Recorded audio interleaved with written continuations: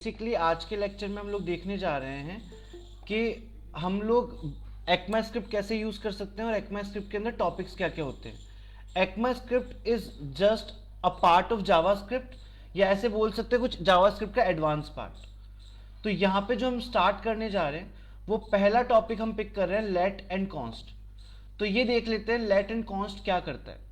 Late की single line definition है। Let means block scoped variable, मतलब एक ब्लॉक के अंदर काम करने वाले वेरिएबल्स। एंड कॉन्स्ट क्या है? Block scoped constant. तो इस एग्जांपल को एक बार समझते हैं अच्छे से। फॉर एग्जांपल क्या है, मैंने एक HTML फाइल बना ली है और एक स्क्रिप्ट टैग लगा लिया। इस स्क्रिप्ट टैग के अंदर जाके मैं यहां लिखता हूं लेट, और लेट x नाम से एक वेरिएबल अज्यूम करता हूं, इसकी वैल्यू लेता हूं 10। फिर मैंने एक कॉन्स्ट बनाया और इसकी वैल्यू ले ली मैंने वापस से 10। नाउ एक बार मैं console.log कर देता हूं, console.log x and console.log y। Okay, एक बार रन करते हैं प्रोग्राम को, ओपन इन ब्राउजर, और फिर राइट क्लिक करके हम ओपन कर लेते हैं कंसोल। तो आप लोग देख सकते हो यहाँ पे आपको दो आंसर्स मिल रहे हैं, x की वैल्यू 10 एंड y की वैल्यू 10। अभी तक तो ऐसा कोई डिफरेंस नहीं है, बट डिफरेंस यहां दिखेगा जब मैं क्या करूंगा, मैं यहां पे जाके x को एक वैल्यू रीअसाइन करूंगा 20 और y को एक दूसरी वैल्यू दी मैंने 20। तो क्या होगा ना, जो हमारा x है वो तो एक वेरिएबल है, तो उसकी वैल्यू चेंज हो सकती है और 20 असाइन हो जाएगी।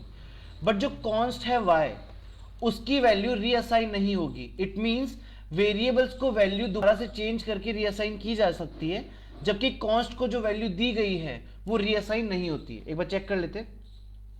तो हमें यहाँ पे एक एरर मिली है, असाइनमेंट टू कांस्टेंट वेरिएबल।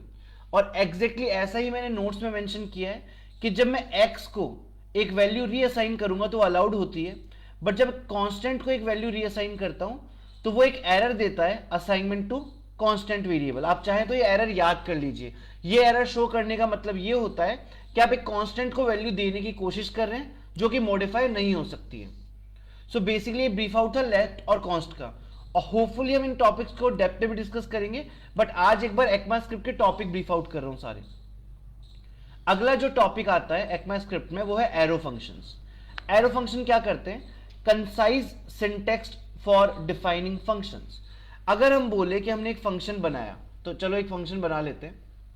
यहां जाएंगे और एक फंक्शन क्रिएट करेंगे बाय द नेम ऐड, और इस फंक्शन को हम दो पैरामीटर पास कर देंगे a और b इस तरीके से, और यहां जाके हम रिटर्न कर देंगे a प्लस बी।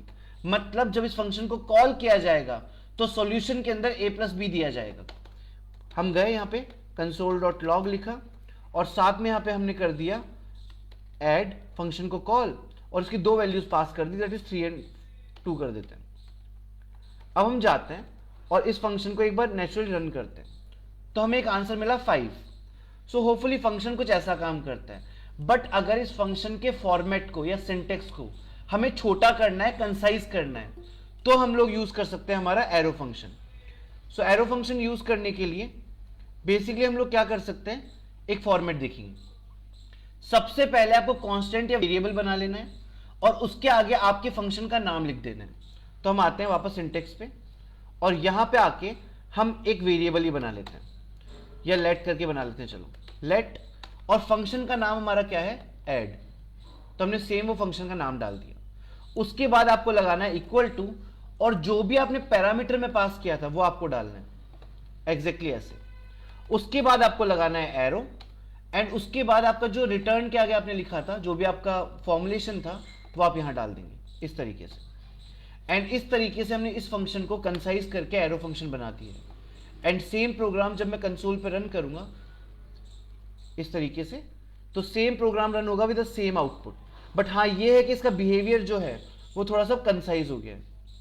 मैं रिफ्रेश कर लेता हूं, so you can see same behaviour में सेम आउटपुट हमें मिल रहा है, बट हाँ ये है कि फॉर्मेट हमने थोड़ा सा कंसाइज कर लिया है। Perfect. Okay, now next part हम जो जाते हैं, वो नेक्स्ट पार्ट हमारा आता है थर्ड। इसको हम बोलते हैं टेम्पलेट लिटरल। तो कई जगह पे इस टॉपिक को टेम्पलेट लिटरल नाम से दिया गया है, कई जगह पे इस टॉपिक को स्ट्रिंग लिटरल बनाया गया है। अब ये होता क्या है देखते हैं। For string interpolation and multiline strings, मतलब फॉर एग्जाम्पल हम जाते हैं हमारे स्क्रिप्ट टैग के अंदर, और यह स्क्रिप्ट टैग के अंदर हम लोग को बेसिकली मान लीजिए एक वेरिएबल बनाना है कुछ इस तरीके से, और इस वेरिएबल में हमें लिखना है हेलो जॉन करके। बट जो ये नाम जॉन है ना, हम चाहते हैं नाम डायनेमिक रहे, ये वेरिएबल की हेल्प से हम लोग बदल सके। इसको मैनिपुलेशन करना है, इंटरपोलेशन करना कहते हैं। तो हमने क्या किया, एक नया वेरिएबल बनाया नेम नाम से, किस भी नाम से बना सकते हो, और मैंने इसके अंदर एक वैल्यू दे दी जॉन करके। ये करने के बाद मैंने क्या किया, एक और वेरिएबल बनाया by any name that is greet करके बना लिया। और यहां पे मैंने यूज किया टैब। हमारे कीबोर्ड में टैब के ऊपर एक आइकन होता है, इसको स्ट्रिंग लिटरल के लिए यूज करते हैं। हमने ये लगाया, ये लगाने के बाद हमने लिखा हेलो, फिर जो भी वेरिएबल आपको पास करना है उसके आगे डॉलर लगाएंगे और वेरिएबल का नाम डाल देंगे इस तरीके से। और अब एक बार हम इसको कंसोल डॉट लॉग कर लेते हैं। ओके, सो एक बार हम जाते हैं कंसोल पे, और सो यहां दिख रहा है हमें हेलो जॉन मिल गया है। इससे फर्क क्या पड़ा कि अगर हम इस वेरिएबल की वैल्यू चेंज कर दें तो हमारी स्ट्रिंग में ऑटोमेटिकली चेंज हो जाएंगे इस तरीके से। इसके अलावा अगर आप एक multi line string, multi line मतलब अगर आप नेक्स्ट लाइन पे लेके जाना चाहते हैं, जैसे मान लीजिए अभी मैंने रवि के आगे यहाँ पे नेक्स्ट लाइन ड्रॉप की तो एरर आ गई। बट अगर स्ट्रिंग लिटरल के अंदर अगर मैं नेक्स्ट लाइन ड्रॉप करूंगा तो कोई एरर नहीं आएगी। मतलब आप स्ट्रिंग लिटरल या फिर टेम्पलेट लिटरल को यूज करके एक मल्टी लाइन स्ट्रिंग भी बना सकते हैं। नाउ द फोर्थ टॉपिक जो हमारे पास यहां पे आता है, it's called default parameters. Default parameters क्या है? Default values for function parameter. चलो इसको एक बार समझते हैं। तो इस काम के लिए सबसे पहले एक फंक्शन बना लेते हैं। तो हमने बनाया एक फंक्शन और नाम दे देते हैं हम इसका ग्रीट करके। इसमें एक वेरिएबल पास किया नेम करके, और यहां जाके मैंने रिटर्न करके एक स्टेटमेंट डाल दिया हेलो एंड डॉलर नेम करके इस तरीके से।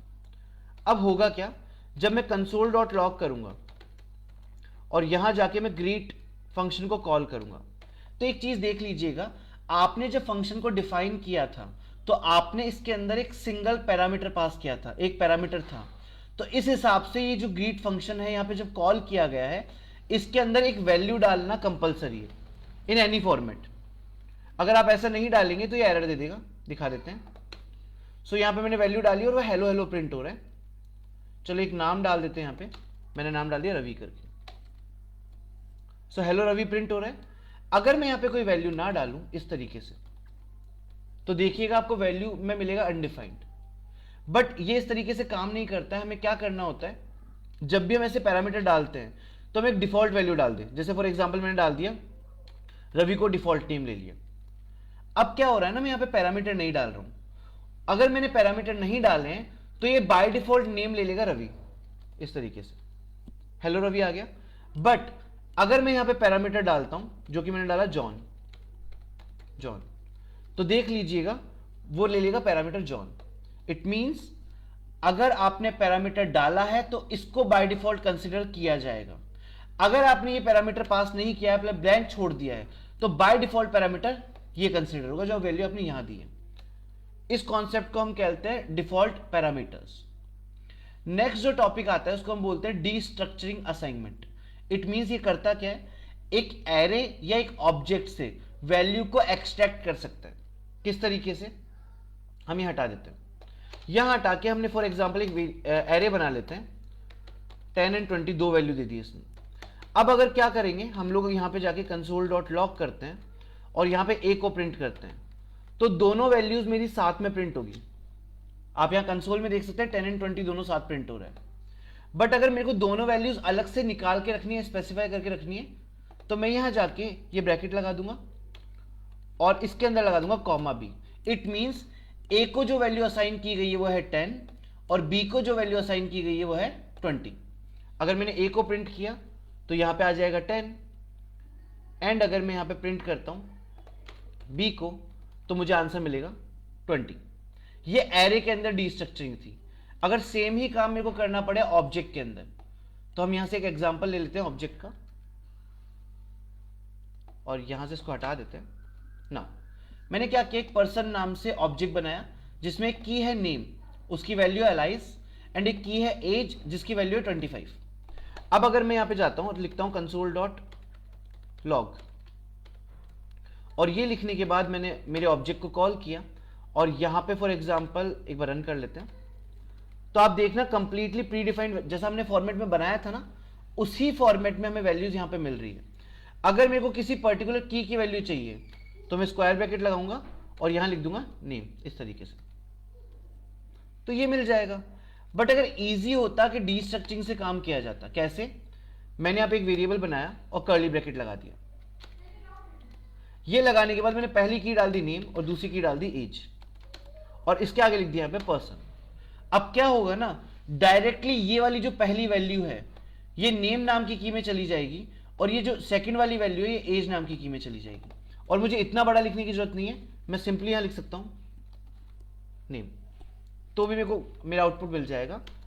Eight the same way I can write as. So इस टॉपिक को हम लोग बोलते हैं डीस्ट्रक्चरिंग असाइनमेंट। नेक्स्ट जो टॉपिक 6 टॉपिक जो है वो है spread and rest operators. Now spread operator क्या करता है, दोनों के सिंबल जो है ना वो 3 डॉट है। आप किसी भी जगह पे 3 डॉट लगा दोगे तो स्प्रेड या रेस्ट के जैसे काम कर सकता है, पर डिफरेंस समझना। स्प्रेड बोलता है एक्सपेंड एलिमेंट। अगर कोई एलिमेंट या कोई डेटा आपने बढ़ाया, उस डेटा को आपको बड़ा करना है, बढ़ाना है, तो आप यूज करेंगे स्प्रेड का। अगर उस डेटा को कलेक्ट करना है, इकट्ठा करना है, तो आप यूज करेंगे रेस्ट का। एग्जाम्पल को समझते हैं। सो यहां पे आते हैं और सबसे पहले एक एरे बना लेते हैं।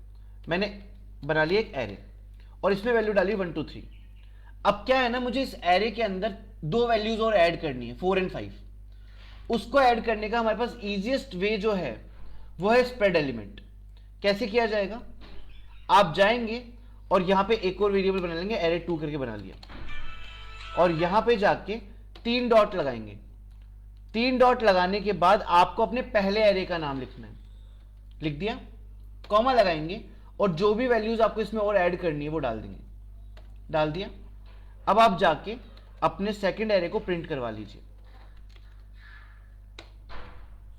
किया तो होगा क्या, ये जो पहला एरे था इसको यहां पे रेप्लिकेट नहीं करना पड़ा, ऑटोमेटिकली वो 3 डॉट लगाती है, सारी वैल्यूज यहां पे ले लेगा, एंड साथ में आपने उसके साथ कुछ वैल्यूज एक्सपेंड भी कर दिए।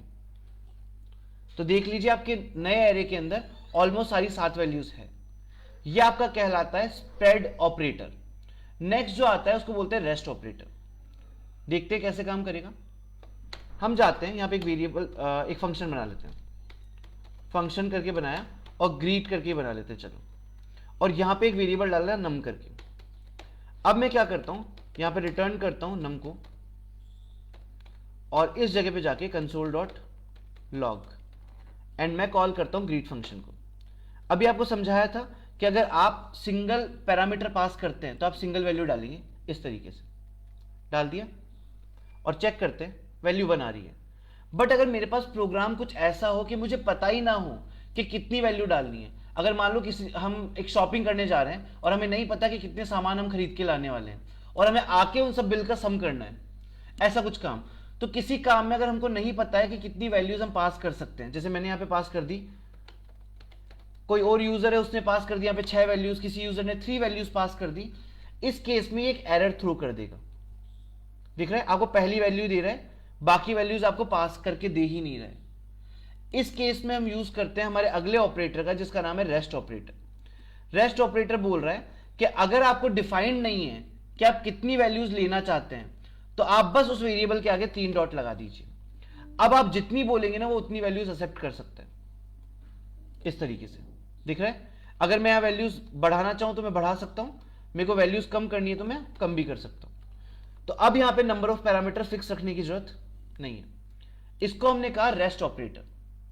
परफेक्ट। वैसे सारे टॉपिक्स हम वापस डेप्थ में डिस्कस करेंगे, बस एक बार ब्रीफ आउट कर रहा हूं। नेक्स्ट जो टॉपिक आता है इसको बोलते हैं मॉड्यूल्स।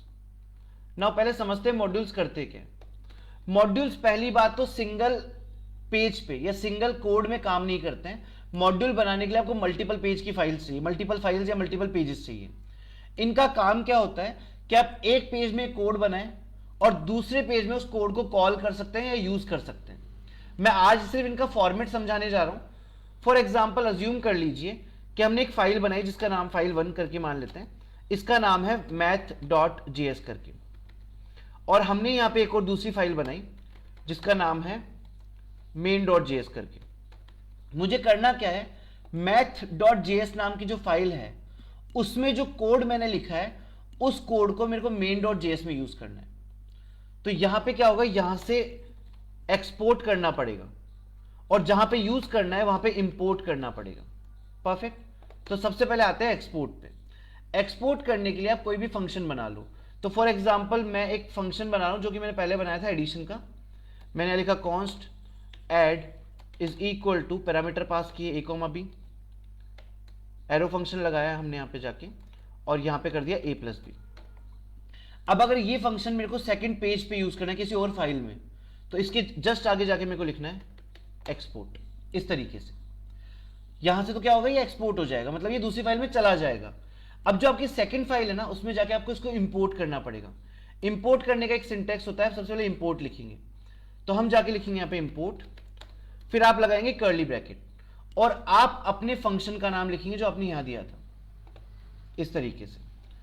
एंड उसके बाद आप लिखेंगे फ्रॉम, और फ्रॉम लिखने के बाद आप सिंगल कोट्स में डॉट स्लैश लगा के अपनी फाइल का नाम लिखें जो कि मैंने रखा था math.js। इससे क्या होगा, math.js फाइल के अंदर जो भी कोड आपने एक्सपोर्ट करवाया था वो कोड आप इस फाइल में यूज कर सकते हैं। और फिर सिंपली जाके आप क्या कर लें, console.log कर लेंगे और आप यहां पे ऐड फंक्शन को कॉल कर सकते हैं by giving values. This how modules हमारे फंक्शन करते हैं। वर्क फंक्शनैलिटी मॉड्यूल्स की इस तरीके से होती है। ओके, नेक्स्ट जो टॉपिक हमारे सामने आता है इसको हम लोग बोलते हैं क्लासेस। तो क्लासेस क्या है, एक बार ब्रीफिंग देख लेते हैं। A simpler syntax for object oriented programming. It means अगर हमको ऊप्स नाम की एक चीज है, एक सिंटेक्स होता है, अगर वो हमको जावास्क्रिप्ट में यूज करना है तो उस पर्टिकुलर पर्पस के लिए हम यूज करेंगे क्लासेस। ओके, तो एक बार क्लासेस का सिंपल ब्रीफ आउट समझते हैं। क्लास बनाने के लिए आपको सबसे पहले कीवर्ड लिखना है क्लास। उसके बाद आप कोई भी नाम डाल सकते हैं, बस उस नाम का पहला अल्फाबेट कैपिटल होना चाहिए। सेकंड थिंग, जैसे हम लोग बिना क्लास के फंक्शंस बनाते हैं वैसे ही क्लास में एक चीज होती है जिसको हम बोलते हैं कंस्ट्रक्टर। तो हमें कंस्ट्रक्टर बनाने पड़ते हैं। कंस्ट्रक्टर बनाने के लिए हम सिंपली लिख सकते हैं कंस्ट्रक्टर, इस तरीके से। और जैसे हम फंक्शन में पैरामीटर्स पास करते हैं, ये कंस्ट्रक्टर भी पैरामीटर ले सकता है हमारा, इस तरीके से। अब दो चीजों को समझ लेना कि फॉर एग्जांपल ये नेम नाम का वेरिएबल मैंने बनाया या एज नाम का मैंने वेरिएबल बनाया। यहां पे क्या होगा ना, अगर मैं नेम को एक वैल्यू दे रखी है मैंने और वो नेम यहां पे कॉल कर रहा हूं इस ब्रैकेट के अंदर, तो यहां पे नेम की कोई एरर नहीं आएगी। नेम जो वेरिएबल है वो यूज किया जा सकता है क्योंकि वो जो है वो एक लोकल वेरिएबल है। बट अगर ब्रैकेट के बाहर आके मैं यहां पे लिखूं नेम वेरिएबल, तो यहां पे ये वेरिएबल वैल्यू नहीं देगा, ये आपको एरर शो कर देगा। क्योंकि हम ऐसा मानते हैं कि जब भी कोई वेरिएबल किसी ब्रैकेट के अंदर बनाया जाता है, कर्ली ब्रैकेट के अंदर, तो वो कर्ली ब्रैकेट के अंदर ही यूज होता है, उसके बाहर नहीं आ सकता। क्यों? क्योंकि इनको कहते हैं लोकल वेरिएबल और जो बाहर यूज होते हैं उनको हम कहते हैं ग्लोबल वेरिएबल। नाउ अगर अब मुझे कुछ ऐसा करना है कि मैं चाहता हूं कि ये जो वेरिएबल है मैं जहां पे भी लिखूं, इस पेज में, नेक्स्ट पेज में, किसी और जगह पे, हर जगह यूज हो पाए, तो आपको उस वेरिएबल के नाम के आगे दिस यूज करना पड़ेगा, इस तरीके से डॉट नेम। तो क्या होगा ना, आपने बोला कि जो मेरा लोकल वेरिएबल है नेम, उसको मैं ग्लोबली डिफाइन कर रहा हूं या मैं ग्लोबली असाइन कर रहा हूं। इसको आप कहीं पे भी यूज कर सकते हो क्लास रेफरेंस में। एंड सेम हम काम करेंगे एज के लिए। ये हमने कर दिया। इसके बाद अगर हम चाहें तो यहां पे एक फंक्शन भी बना सकते हैं। मैंने बना लिया ग्रीट करके, और यहां जाके मैंने एक रिटर्न स्टेटमेंट दे दिया है दैट इज हेलो, एंड मैं यहां पे नाम दे देता हूं एक $नेम। ठीक है, और होपफुली मैं ग्लोबली यूज करूंगा तो मैं दिस डॉट नेम लिखूंगा। परफेक्ट है, एक बार देख लेते हैं। सुनाओ, अगर मैं यहां पे दिस डॉट नेम ना लिखूं, चलो एक बार नेम ही लिख के देखते हैं ना, एक बार यूज करके देखते हैं एरर क्या आती है। ओके, अब एक और चीज समझाता हूं। जब भी आप क्लास बनाएंगे, क्लास को कॉल करने के लिए आप एक चीज बनाएंगे जिसको हम कहते हैं ऑब्जेक्ट। इस तरीके से ऑब्जेक्ट बनाने का तरीका है, आप एक वेरिएबल बनाएं, कोई भी नाम उसको असाइन करें, उसके आगे जाके न्यू लिखें और आपकी क्लास का नाम लिख दें। फिर क्लास के अंदर आपने दो पैरामीटर डाले, नेम और एज, वो हम यहां पास करेंगे। पहले मैं यहां डाल रहा हूं नेम जो कि मेरा जॉन है, एंड एज में यहां पे डाल देता हूं 30। ठीक है, अब मैं यहां पे जाके कॉल करता हूं console.log और ऑब्जेक्ट का नाम लिखेंगे फिर a डॉट, उसके बाद आप लिखेंगे फंक्शन का नाम। इस तरीके से कॉल किया, एक बार रन करके देखते हैं एरर क्या आती है। सो हम गए हमारे कोड पे और रन किया, तो मुझे एक एरर मिली अनएक्सपेक्टेड आइडेंटिफायर ग्रीट। सबसे पहले तो एक एरर क्या मिली है कि ग्रीट नाम का जो फंक्शन है वो हमें मिल ही नहीं रहा है, ठीक है, जबकि हमने इसको कॉल किया ए से। चलो एक बार यहां जाके फंक्शन भी हटा देते हैं ना, एक बार कॉल करते हैं, ठीक है। कॉल किया, ग्रीट नाम से फंक्शन किया, मैंने वैल्यू देखो कुछ और दी है, जॉन दी है, बट यहां पे कुछ और हमें मिल रहा है, दैट इज हेलो एलाइज करके कुछ मिल रहा है, सही। तो अब ये काम क्या हो रहा है कि जब भी मैं यहां पे नेम कॉल कर रहा हूं, वो बेसिकली पता नहीं कहां से वैल्यू को उठा रहा है, किस तरीके से एग्जीक्यूट कर रहा है। अगर मेरे को ऐसा करना था तो मेरे को यहां लिखना था दिस डॉट नेम, इस तरीके से। तो दिख रहा है आपको एक जॉन नाम मिल गया यहां पे, सही। तो अगर आप यहां पे दिस यूज करते हो तो आपको ग्लोबल वेरिएबल यूज करने को मिलेगा, नहीं तो हो सकता है उस प्रोग्राम में कहीं पे कोई और वेरिएबल बनाया हो, वो उसकी वैल्यू रेफर कर जाए। अगर आप लोगों को क्लासेस ऑब्जेक्ट उतने डीपली नहीं समझ में आए तो एक अलग से लेक्चर बना दूंगा क्लास एंड ऑब्जेक्ट लिया, वो गो थ्रू कर सकते हैं, ठीक है। आज के लिए मैं बेसिकली यहीं तक रख रहा हूं इस लेक्चर को। नेक्स्ट क्लास में हम लोग इसके बाकी टॉपिक एक्सप्लोर करेंगे और बाकी टॉपिक्स देखेंगे।